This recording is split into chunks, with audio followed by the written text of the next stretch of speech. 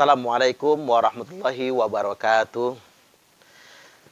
Sekarang kita membicarakan kembali tentang ideologi Abu Bakar Ba'asyir dengan grup Gen Pejuang Rukinya. Fakta bahwasanya Ba'asyir mengajak murid-muridnya untuk berjuang melawan negara ini membuktikan kepada kita semua bahwasanya kita jadi sadar selamanya kita tidak boleh percaya dengan kaum Khawarij. Ada beberapa hal yang mesti kita garis bawahi di sini. Ba'asyir mengajak muridnya untuk mendirikan negara Islam. Mendirikan sebuah daulah dalam rangka memperjuangkan hukum Islam atau syariat Allah. Dan ini merupakan sebuah manipulasi. Apa alasannya? Alasan yang pertama, mereka hendak memperjuangkan hukum Islam, tapi dengan cara melanggar syariat Islam. Ini manipulasi kan? Mereka memperjuangkan syariat Allah, tapi mereka telah melakukan dosa yang sangat besar. Dosa yang sangat dibenci oleh Allah. Apa itu? Yakni bughah, makar, memberontak kepada pemerintah yang sah. Ini kan sebuah keanehan. Ada orang di satu sisi, koar-koar ingin menegakkan syariat Islam, memperjuangkan hukum Allah, tapi di sisi yang lain dia melakukannya dengan cara melanggar hukum Allah, melanggar syariat. Bahkan ini masuk dalam kategori dosa yang sangat besar sekali, yakni bughah, memberontak kepada pemerintah yang sah. Bughah itu sama dengan kedudukannya murtad. Sama kedudukannya dengan orang yang murtad. Nah, ini yang kita semua mesti sadar. Bahkan kaum muslimin seantero Indonesia rakyat tercinta ini jangan pernah percaya dengan kamuflase yang digaungkan oleh orang-orang yang mengatasnamakan agama, mengatasnamakan jihad untuk menegakkan hukum Islam. Dia sedang memanipulasi. Karena pada kenyataannya dia telah melanggar hukum Islam itu sendiri. Yakni pertama mereka mendelegitimasi pemerintah yang sah. Mereka tidak akui pemerintah yang ada dan mereka mengingkari negara yang ada. Dan ini masuk dalam kategori bughah, yakni memberontak kepada pemerintah yang sah. Bahkan dalilnya sudah sangat sering saya kutipkan.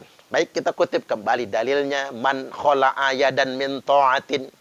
Barang siapa yang melepaskan tangannya dari loyalitas kepada pemerintah yang sah, dari kesetiaan kepada pemerintah yang sah, laqiyallaha yaumal qiyamati la hujjata lahu. Maka dia akan ketemu Allah pada hari kiamat nanti tanpa hujah sama sekali. Wa man mata wa laisa fi unukihi bai'atun mata mitatan jahiliyah. Barang siapa yang mati dalam keadaan tidak ada di lehernya kesetiaan kepada negaranya, tidak ada di lehernya kesetiaan kepada pemerintah yang sah, maka mata mitatan jahiliyah, matinya mati jahiliyah. Makanya mereka antum semua yang mengatasnamakan agama lalu jihad fisabilillah tapi melawan negara, bukan mati syahid, tapi matinya malah mati jahiliyah.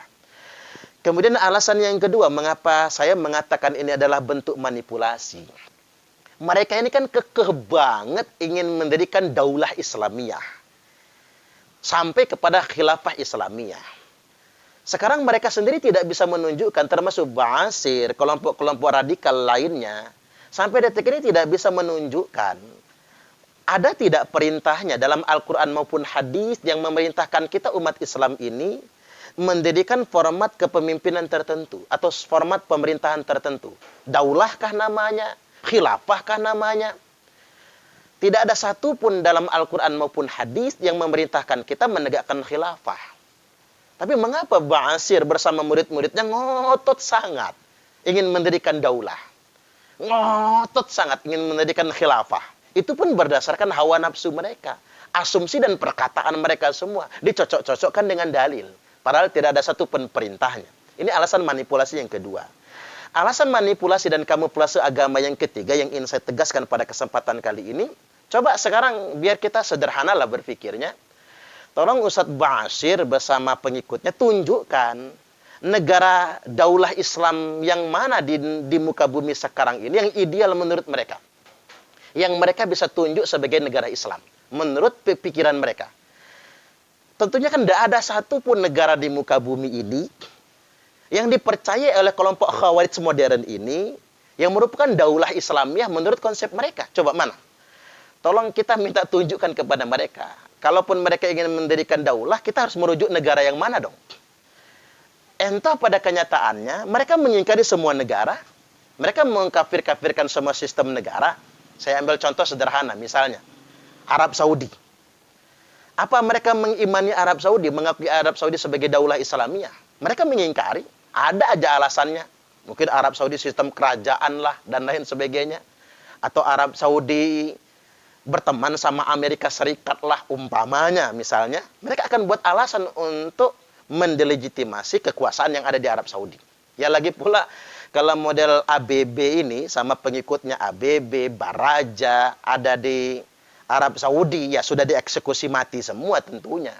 Termasuk juga orang-orang HTI, Hizbut Tahrir, kalau dia ada di Saudi, ya tidak aman mereka. Mengapa mereka berani berkoar di Indonesia? Ya karena mereka memanfaatkan demokrasi yang ada di negara kita ini. Atau negara-negara Arab yang lain, atau Mesir misalnya. Mana negara di muka bumi ini yang mereka klaim sebagai daulah Islamiyah? Tolong tunjukkan. Entah mereka ingkari juga kan? Atau begini nih, yang kriterianya dia mengatasnamakan negara Islam, kemudian dia benci Amerika, tidak bekerja sama dengan Amerika, ya Iran, katakanlah Republik Islam Iran. Apa orang-orang Khawarij ini mengakui Republik Islam Iran? Enggak juga. Malah mereka kafir-kafir kan? Karena bagi mereka Iran itu Syiah. Bagi mereka Syiah itu kafir. Makanya Iran yang sudah resmi mencantumkan Republik Islam Iran saja, dan anti Amerika juga, itu tetap dikafirkan kepada mereka. Nah, kepada segenap kaum muslimin, termasuk ikhwan akhwat yang baru belajar, baru direkrut oleh kelompok-kelompok radikal ini, coba balik tanya sama ustadz-ustadz antum itu, kepada tokoh-tokoh anda itu, kalau kita memang ingin mendirikan daulah Islamiyah atau khilafah Islamiyah, mau merujuk negara yang mana? Daulah yang mana? Jangan hanya bikin kekacauan di negara kesatuan Republik Indonesia ini. Kasih prototipenya, kayak mana contohnya? Entah kalau yang namanya Khawarij, siapapun pemerintahnya mereka ingkari. Ini nyata loh. Di zaman Nabi, Khawarij, namanya Zulkhuwaisirah. Nabi saja mereka kritik, dia kritik. Dia nggak sepakat dengan cara Nabi membagikan ghanimah. Nabi saja dituduhnya nggak adil, Nabi saja dituduhnya nggak bertakwa kepada Allah. Nabi loh, namanya otak Khawarij. Yang beriman dia dewe, yang benar dia dewe. Yang lain kafir semua, yang lain togut semua. Nabi aja dibegitukan. Habis Nabi siapa? Para sahabat Nabi. Jadi korbannya. Utsman wafat meninggal dunia, Jalabah, provokator perang Jamal, kelompok Khawarij semua. Abdurrahman bin Muljam hafal Quran 30 juz, merasa paling iman sendiri, mengkafirkan Khalifah Ali bin Abi Thalib yang ditikam lehernya pada bulan suci Ramadan saat Khalifah hendak mengimami sholat subuh. Nah, ini kerjaan mereka. Jadi saya ingin mengajak, jangan pernah percaya dengan orang Khawarij. Sejak zaman Nabi mereka mendelegitimasi pemerintahan Nabi. Zaman para sahabat mereka memberontak dengan pemerintahan para sahabat. Sampai ke zaman tabi'in juga begitu. Sampai akhir zaman ini. Makanya jangan pernah percaya kalau Ba'asyir menyatakan dia percaya Pancasila, mengakui NKRI. Belum lewat beberapa hari, wong dia sudah nyata-nyata mengatakan NKRI ini negara tauhid. Selamanya kita jadi belajar tidak bisa percaya dengan Khawarij. Itu selamanya. Baik, kemudian yang berikutnya, dia mengajak para pengikutnya agar mati bersama demi memperjuangkan syariat. Ini lebih manipulatif lagi. Apa iya yang berjuang bersama Ba'asyir itu nanti bakal mati syahid? Tidak. Bagaimana mereka akan mati syahid? Wong mereka memberontak kepada pemerintah yang sah. Wong mereka semua memberontak kepada negara. Tidak akan mati syahid mereka semua. Justru kematian paling jelek itu mati sebagai Khawarij. Kematian yang paling jelek adalah mati dalam keadaan memberontak kepada negara. Sampai-sampai Nabi Sallallahu Alaihi Wasallam telah bersabda, kilabun nar, kilabun nar, kilabun nar, anjing-anjing neraka. Subhanallah, sekasar ini kalimatnya, anjing-anjing neraka. Siapa itu? Orang-orang yang memanipulasi agama, mengatasnamakan agama, tapi untuk memberontak negara, melawan pemerintah yang sah. Syarru qatla tahta adimi sama. Seburuk-buruknya kematian di bawah kolong langit ini, mati sebagai Khawarij, mati sebagai radikalis, mati sebagai teroris. Wa khairu qatla man qataluhu. Dan sebaik-baiknya kematian adalah semua pejuang yang gugur karena berperang melawan Khawarij, yang gugur berperang melawan radikalis teroris ini tadi. Ini kan sabda Nabi sebetulnya. Jadi tolong kepada kaum muslimin se-Indonesia Raya tercinta ini, sadarlah, buka hati kita semua, meleklah dengan logika kita yang sadar, jangan mau dikamuflase oleh kelompok-kelompok yang mengatasnamakan agama ini. Kadang-kadang begini, yang repot itu orang-orang yang baru hijrah. Dianggapnya kalau semua orang yang pakai jubah ustadz gitu pasti benar ngomong agama, belum tentu. Dianggapnya kalau orang ngomong Quran maupun hadis udah benar, belum tentu. Padahal penafsiran dia salah sebetulnya. Termasuk penafsiran Basir tentang mati syahid salah. Kok mati syahid didefinisikan melawan negara, melawan pemerintah yang sah? Salah sekali. Jangan ketipu dengan mereka, walaupun kayaknya mereka fasih. Oke, hadisnya sering saya baca ulang lagi. Yakhruju qaumun min ummati, akan keluar sekelompok orang di tengah-tengah umatku, yaqra'unal Qur'an, mereka semua fasih-fasih membaca Al-Qur'an. Itu kan fasih-fasih. Laisa qira'atukum ila qira'atihim bisyai', di mana bacaan Quran kalian tidak ada apa-apanya dibandingkan dengan bacaan Quran mereka. Wala sholatukum ila sholatihim bisyai', salat kalian tidak ada apa-apanya dibandingkan dengan salat mereka. Wala siyamukum ila siyamihim bisyai', puasa kalian tidak ada apa-apanya dibandingkan dengan puasa mereka. Salat itu bagus, tertib waktu bagus, berjamaah itu sangat bagus, puasa rajin itu bagus, baca Quran fasih itu bagus. Tapi kalau semua orang memiliki itu, tapi satu kekurangannya, memberontak negara, mengkafir-kafirkan negara, mentogut-togutkan pemerintah, maka jelas dia kelompok yang sesat dan menyesatkan. Dan wajib kita perangi. Dan lagi pula memang walaupun saya sudah ngonten begini, apa ini ada jaminan orang akan jadi sadar? Ya belum tentu juga kan. Cuman ini jadi pelajaran bagi kita semua. Kejahatan ideologi tidak mudah untuk merehabilitasinya. Tetapi menjaga negara ini kewajiban kita semua. Bukan hanya kewajiban aparat penegak hukum, kewajiban semua kiai, pemuka-pemuka agama untuk mengarahkan santri-santri jamaahnya agar bersama-sama kita menguatkan negara kita ini. Dan negara demi keutuhan NKRI juga harus tegas dong. Kan kekuasaan itu Allah berikan kepada penguasa, presiden, menteri-menteri sampai ke bawah ini ya juga buat keutuhan negara kesatuan Republik Indonesia ini. Dia buat rakyat juga. Saatnya Anda semua berkuasa, gunakanlah kekuasaan ini untuk berbuat yang sebaik-baiknya, bukan buat korupsi, tapi untuk menjaga negara kita ini. Agar aman dari kelompok-kelompok orang yang merusak negara kita ini. Kemudian yang berikutnya juga, kita ingin mencari jalan selamat. Pesan saya pada kesempatan kali ini, kalau ingin selamat kepada kaum muslimin, dua saja sebetulnya. Pesan yang pertama, as-sawadul azam. Fa'alaikum bis-sawadil azam. Bagi kalian semua, wajib mengikuti kelompok yang paling mayoritas. Jangan ikut kelompok sempalan, model-model kayak gini tadi. Model-model Khawarij modern ini. Tapi ikutilah kelompok yang paling mayoritas. Di kita apa? Ya NU dan Muhammadiyah. Nanti Anda bisa tonton ceramah saya lanjutan dari sini tentang as-sawadul a'zam, tentang ikut yang mayoritas. Termasuk juga al-jamaah yang disebutkan Basir. Basir mendefinisikan al-jamaah tersebut, ya ini berjuang secara bersama-sama dalam jamaah, tidak individual. Ya kalau al-jamaah itu begitu, semua orang mengklaim al-jamaah dong. Nanti ujung-ujungnya NU mengklaim dirinya sebagai al-jamaah, Muhammadiyah juga mengklaim dirinya sebagai al-jamaah. Termasuk juga Majelis Mujahidin Nguruki juga akan mengklaim dirinya sebagai al-jamaah. Termasuk kelompok-kelompok firqah-firqah yang lain akan mendefinisikan dirinya sebagai al-jamaah. Padahal sebetulnya al-jamaah tersebut adalah sebuah kesepakatan. Institusi yang sah yang disepakati, semua pemimpin umat berkumpul di sana dalam rangka bersepakat terhadap urusan umat ini. Dan satu-satunya institusi yang paling sah adalah negara. Maka kalau ingin selamat, belalah al-jamaah. Al-jamaah adalah negara.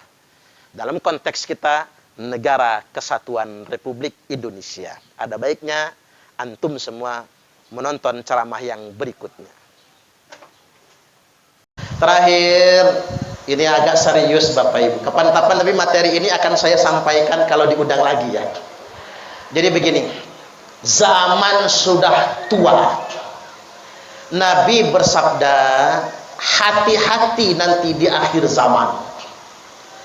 akan muncul innama akhafu ala ummati, sesungguhnya yang sangat aku khawatirkan menimpa umatku al-a'immatal mudillin, akan muncul imam-imam palsu yang menyesatkan, yang baru geger se-Indonesia dari Bandar Lampung, khalifah palsu namanya Abdul Qadir Hasan Baraja.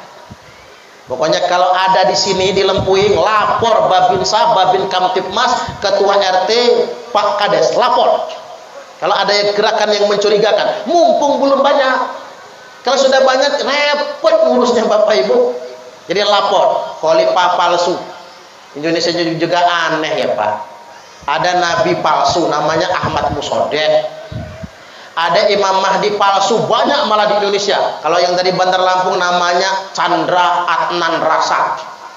Ada juga yang namanya Yusman Roy, Imam Mahdi palsu. Ada imam besar palsu. Ada Raja Sunda Empire. Jangan-jangan temannya Pak Yai Yusuf juga ya. Raja Sunda Empire. Ada Raja Majapahit palsu. Aneh. Ada malaikat Jibril palsu namanya Lia Eden. Lia Eden. Artinya Bapak Ibu hati-hati. Nah nanti di akhir zaman kata Nabi akan muncul du'atun ila abwabi jahannam. Akan muncul pendakwah-pendakwah jahannam. Pendakwah ke pintu-pintu jahannam. Apa itu? Pendakwah provokator. Dia berdakwah, dia berceramah, dia mengatasnamakan agama tapi untuk melawan pemerintah yang sah. Itu namanya pendakwah provokator. Maka para sahabat bertanya, kalau zaman itu sudah tiba ya Rasul, apa yang harus kami lakukan? Talzamu jama'atal muslimina wa imamahum. Kalau sudah banyak pendakwah provokator mengatasnamakan agama untuk memecah belah umat, mengatasnamakan agama untuk merongrong negara kesatuan Republik Indonesia, kalau zaman itu sudah muncul, satu, setialah dengan jamaah kaum muslimin yang mayoritas. Kan kita ngaji di salah ahlu sunnah wal jamaah, Mbah Yai Hadratus Syekh Kiai Haji Hasyim Asy'ari, beliau menukil sabda Nabi, inna ummati la tajtami'u ala dhalalah, sesungguhnya umatku kata Nabi tidak akan bersepakat dalam kesesatan. Fa idza ra'aitum ikhtilafan fa alaikum bis sawadil a'dham, apabila kalian semua sudah melihat perbedaan, perselisihan yang sangat banyak firqah, banyak kelompok, banyak aliran, kalau ingin selamat, fa'alaikum bisawadil a'dham, maka wajib bagi kalian semua ikut kelompok yang paling mayoritas. Ini dawuh Kanjeng Nabi niki. Ikuti kelompok yang paling mayoritas. Kalau sedunia internasional, kelompok yang paling mayoritas itu Ahlus Sunnah wal Jamaah nyebutnya. Kalau Indonesia, NU lan Muhammadiyah. Makanya Bapak Ibu, kita ber-NU ini sudah benar sesuai dengan wasiat Kanjeng Nabiullah Muhammad sallallahu alaihi wasallam. Ikuti kelompok mayoritas, jangan yang menyempal, jangan yang sumput-sumputan, jangan yang sepi-sepian, jangan yang dikit-dikitan. Wa imamahum, dan setialah kepada pemerintah mereka.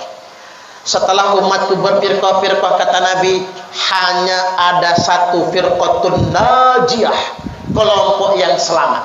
Apa itu? Wahiyal jamaah, kelompok yang selamat itu adalah al-jamaah. Apa itu al-jamaah? Al-jama'atu hiyal ijtima'.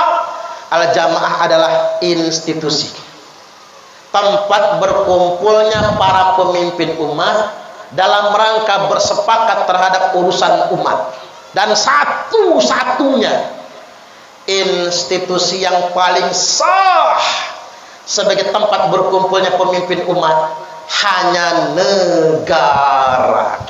Maka kelompok yang paling selamat di zaman sekarang adalah kelompok yang setia dengan negaranya. Dalam konteks kita, Negara Kesatuan Republik Indonesia. Tepuk tangan dulu. Sedikit lagi, kalau ada yang mendakwahkan khilafah, saya ingin sampaikan 3 ciri kelompok radikal. 1, mereka suka mengkafirkan amaliyah, mengkafirkan orang lain. Mula-mula mereka mentabdi', membid'ah-bid'ahkan amal orang lain. Setelah dia mentabdi', dia mengkafirkan orang lain. Padahal kita ini Bapak Ibu, beda itu wajar, betul nggak kira-kira?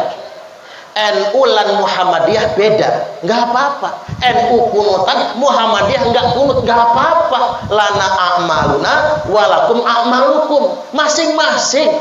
Jangan ngopeni orang, nggak perlu menyalahkan orang. Ya kayak kita hidup bertetangga, nggak perlu ngopeni rumah tangga orang, urusin saja rumah tangga kita sendiri, betul nggak kira-kira? Makanya ada pepatah orang di pasar, laki-laki yang rajin mencium istrinya relatif lebih panjang umur dibandingkan dengan laki-laki yang mencium istri tetangganya. Setuju gak kira-kira? Oke, pokoknya kalau jenengan ketemu aliran dikit-dikit bid'ah, dikit-dikit kafir, abaikan. Lapor Babinsa, lapor Babin Kamtibmas. Enggak, soalnya mengapa Babinsa Babin Kamtibmas? Orang-orang kayak gitu kan kalau yang ngadepin yang berseragam agak serem. Plotot-plototin dulu apa apa. Cuman begini Bapak Ibu, aparat sekarang takut bertindak karena kadang-kadang dipiralkan oleh masyarakat sipil. Makanya saya pikir aparat penegak hukum harus mendapatkan dukungan dari masyarakat. Makanya saya mengusulkan harus ada undang-undang aturan semua aliran, semua paham yang mengajarkan anti Pancasila, anti Undang-Undang Dasar 1945, anti Negara Kesatuan Republik Indonesia, anti Bhinneka Tunggal Ika bisa dipidanakan. Setuju nggak kira-kira? Tepuk tangan. Harus begitu Bapak Ibu. Ciri yang kedua dari kelompok yang menyimpang ini, setelah mereka mengkafirkan, mereka pro ideologi khilafah dan mereka anti Pancasila. Ngomongin Pancasila, tauhid dan lain sebagainya. Dan yang ketiga, dimanapun mereka, apapun pengajiannya, entah di masjid atau di rumah, isi pengajiannya selalu melawan pemerintah yang sah. Saya ingin tegaskan, semua pengajian, semua isi ceramah agama, kalau ujung-ujungnya ngajak umat melawan negara, ngajak umat melawan pemerintah yang sah, itu pengajian sesat dan menyesatkan. Jangan ikut-ikutan. Saya closing dengan sabda Nabi, man khala'a yadan min ta'atin, barang siapa yang melepaskan tangannya dari ketaatan kepada pemerintah yang sah, laqiyallaha yaumal qiyamati la hujjatalahu, dia akan ketemu Allah pada hari kiamat nanti tanpa hujah sama sekali, tanpa alasan. Ada banyak perbuatan kriminal, motif ditanya. Ada jenderal polisi bunuh anak buah, motif dicari. Indonesia ini Pak, jenderal saja nggak kebal hukum. Orang maling, motif ditanya sedemikian rupa.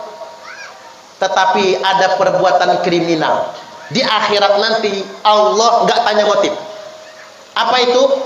Memberontak pemerintah yang sah. Kalau maling, apa kamu maling?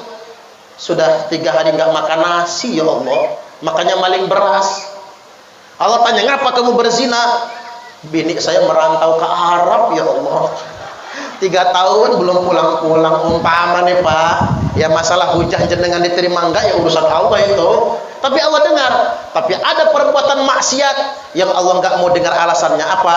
Melawan pemerintah yang sah. Waman mata walaysa fi 'unuqi bai'atun mata mitatan jahiliyah. Barang siapa yang mati tidak ada di lehernya kesetiaan kepada pemerintah yang sah, maka matinya mati jahiliyah. Nuduh pemerintah zalim, lalu membangkang, lalu melawan, lalu matinya mati jahiliyah. Jadi orang yang melawan pemerintah bukan mati syahid, tapi mati sangit. Gosong.